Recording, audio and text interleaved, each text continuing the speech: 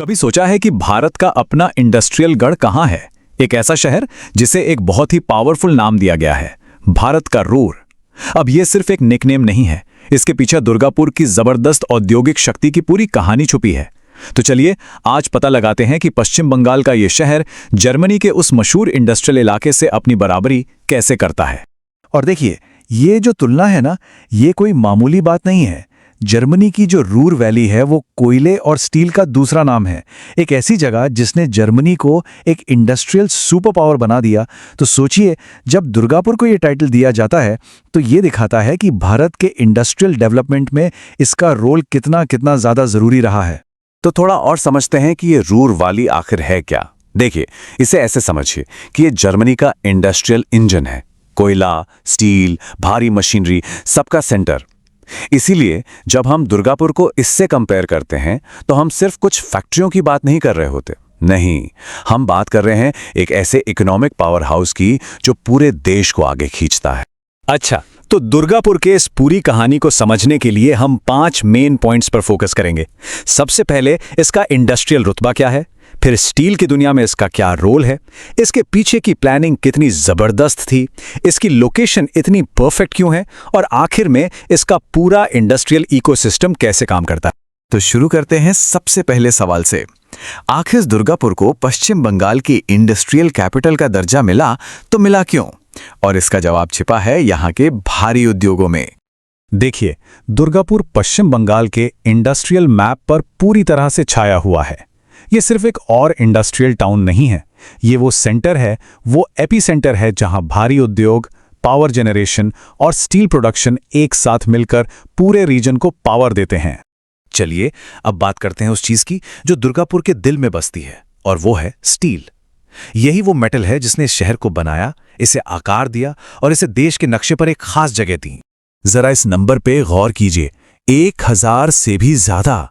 दुर्गापुर के industrial belt में इतने मिनरल और मेटल बेस्ड उद्योग हैं। ये बस कुछ फैक्ट्रियों का झुंड नहीं है, ये अपने आप में एक बहुत बड़ा, एक विशाल इंडस्ट्रियल इकोसिस्टम है। और इस इकोसिस्टम के सेंटर में है दुर्गापुर स्टील प्लांट यानी डीएसपी और अलॉय स्टील प्लांट यानी एएसपी जैसे बड़े नाम। लेकिन इसकी नेशनल इंपॉर्टेंस का अंदाजा सिर्फ एक फैक्ट से लग जाता है कि पूरे इंडियन रेलवे के लिए पहिए और एक्सेल बनाने वाला ये इकलौता प्रोड्यूसर है। जी हाँ, इसका मतलब ये हुआ कि देश को जो ट्रेनें चलाती हैं वो असल में दुर्गापुर के स्टील पर चलती हैं। और इन बड़े प्लांट्स के साथ साथ यहाँ सैकड़ों छोटी यूनिट्स भी काम करती हैं। एक बात साफ है, दुर्गापुर की ये जो कामयाबी है ये कोई इत्तेफाक नहीं है। ये शहर बस यूं ही नहीं बन गया, इसे बाकायदा बनाया गया था, एक बहुत ही दूर की सोच और प्लानिंग के साथ। देखिए, ज्यादातर इंडस्ट्रियल शहर समय के साथ अपने आप थोड़े बेतरतीब ढंग से बस जाते हैं, लेकिन दुर्गापुर एक ड्रीम प्रोजेक्ट था। इसका मतलब यह है कि यहाँ इंडस्ट्री, घर, स्कूल, पार्क, हर चीज को एक साथ एक इंटीग्रेटेड सिस्टम की तरह प्लान किया गया था। नतीजा, एक ज्यादा रहने लायक और एफिशिएंट शहर। और ये सब शुरू हुआ साल 1955 में। तब के प्रधानमंत्री जवाहरलाल नेहरू और मुख्यमंत्री डॉक्टर बीसी रॉय जैसे विजनरी लीडर्स ने एक मॉडर्न इंडस्ट्रियल सिटी का सपना देखा। और कमाल की बात यह है कि इस सपने को हकीकत में बदलने के लिए उन्होंने अमेरिकन आर्किटेक्ट्स को बुलाया। ये उस वक्त के ग्लोबल कोलैबोरेशन का एक बेहतरीन सबूत है। तो जो सबसे जरूरी बात है याद रखने वाली, वो ये है कि दुर्गापुर इत्तेफाक से नहीं बल्कि डिजाइन से बना है। ये सिर्फ ईंट गारे का शहर नहीं है, ये दूर की सोच और एक बेहतरीन प्लानिंग का जीता जागता स्मारक है। अब देखिए, कितनी भी अच्छी प्लानिंग हो, उसे कामयाब होने के लिए एक परफेक्ट लोकेशन तो चाहिए ही। तो चलिए अब देखते हैं कि दुर्गापुर की कुदरती दौलत ने इस बड़े सपने को सच करने में कैसे मदद की। दुर्गापुर का सबसे बड़ा तुरुप का इक्का है इसकी लोकेशन। ये छोटा नागपुर पठार के ठीक किनारे पर बसा है, एक ऐसा इलाका जो खनिजों से, मिनरल से लबालब भरा हुआ है। मतलब एक शानदार प्लान के लिए ये एकदम सही जगह थी। और यहां देखिए कि सब कुछ एक दूसरे से कैसे जुड़ा है। पास के रानीगंज कोलफील्ड से कोयला आता है जो स्टील मिलों को चलाता है। दामोदर नदी से इंडस्ट्री को ठंडा रखने के लिए पानी मिलता है, और पावर प्लांट शहर और फैक्ट्रियों दोनों को बिजली देते हैं। ये कुदरत और इंडस्ट्री के बीच का एक परफेक्ट तालमेल है, एक सिनर्जी है। लेकिन रुकिए, दुर्गापुर की कहानी सिर्फ स्टील पर ही खत्म नहीं हो जाती। इसकी असली ताकत है इसकी डाइवर्सिटी में, इसके पूरे इंडस्ट्रियल इकोसिस्टम में, जो इसे सिर्फ एक फैक्ट्री टाउन से कहीं ज्यादा बड़ा बनाता है। स्टील के अलावा दुर्गापुर पावर जनरेशन, इंजीनियरिंग और केमिकल्स में भी एक बहुत बड़ा प्लेयर है। यहाँ दुर्गापुर केमिकल्स लिमिटेड जैसी बड़ी कंपनियां भी हैं। और ये जो इंडस्ट्रियल डाइवर्सिटी है, यही शहर की इकोनॉमी को मजबूती और एक तरह का लचीलापन देती है।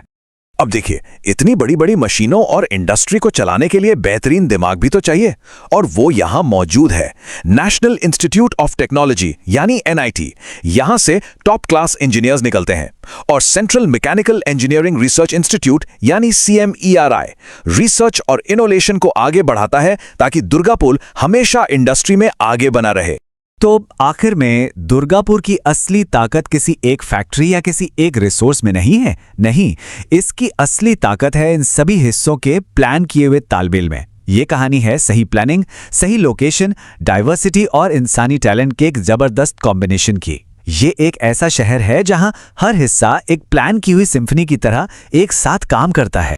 दुर्गापुर 20वीं सदी के भारत के लिए एक इंडस्ट्रियल पावर हाउस का विजन था, और वो विजन पूरा भी हुआ।